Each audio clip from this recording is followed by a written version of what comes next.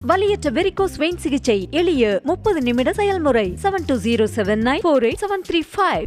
மதுரை திருமங்கலம் அருகே கழிவுநீர் வருகாலில் விழுந்து கூலி தொழிலாளி உயிரிழந்த நிலையில் கழிவுநீர் கால்வாய் கட்டாததே உயிரிழப்புக்கு காரணம் என உறவினர்கள் உடலை எடுக்க மறுத்து மறியல் போராட்டத்தில் ஈடுபட்டதால் பரபரப்பு நிலவியது. விவரங்களை எம்முடைய செய்தியாளர் விக்னேஷிடம் கேட்கலாம். விக்னேஷ், கூடுதல் விவரங்கள். நிச்சயமாக ஷியாம், திருமங்கலம் அருகே உள்ள சின்ன உலகாணி பகுதியில் கழிவுநீர் வாய்க்கால் நிரம்பி மறுபக்கத்தில் பாய்ந்து குளம் போல் காட்சியளித்ததால் அதில் இரவு நேரத்தில் சென்ற கூலி தொழிலாளி நிலை தடுமாறி கீழே விழுந்ததில் உயிரிழந்துள்ளார். இதை கண்டித்து சாலை மறியல் போராட்டத்தில் ஈடுபட்ட உறவினர்களால் சிறிது நேரம் போக்குவரத்து பாதிப்பு ஏற்பட்டு பரபரப்பை ஏற்படுத்தியது. மதுரை திருமங்கலம் அருகே உள்ள சின்ன உலகாணி பகுதியைச் சேர்ந்த மகாலிங்கம் என்பவரது இரண்டாவது மகனான ஜெயப்பாண்டி என்ற மாரியப்பன் கூலி தொழிலாக இருந்து வருகிறார். இவர் சின்னோலரை கிராமத்தில் இருந்து ஒரு பக்க பகுதியில் இருந்து கழிவுநீர் வாய்க்கால் மறுபக்கத்தில் குளம் போல் தேங்கியுள்ளது.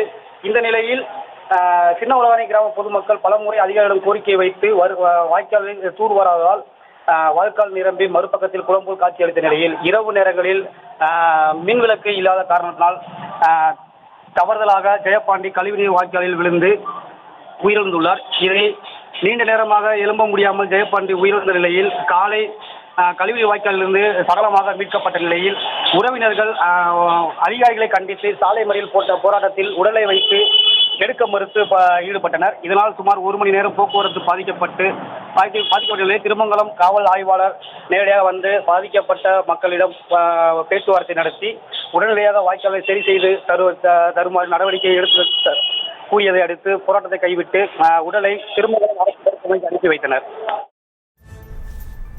விவரங்களுக்கு நன்றி விக்னேஷ். வலியற்ற வெரிகோஸ் வெயின் சிகிச்சை எளிய 30 நிமிட செயல்முறை 7209487335. செய்திகளை உடனுக்குடனும் துல்லியமாகவும் தெரிந்து கொள்ள சப்ஸ்கிரைப் பண்ணுங்க.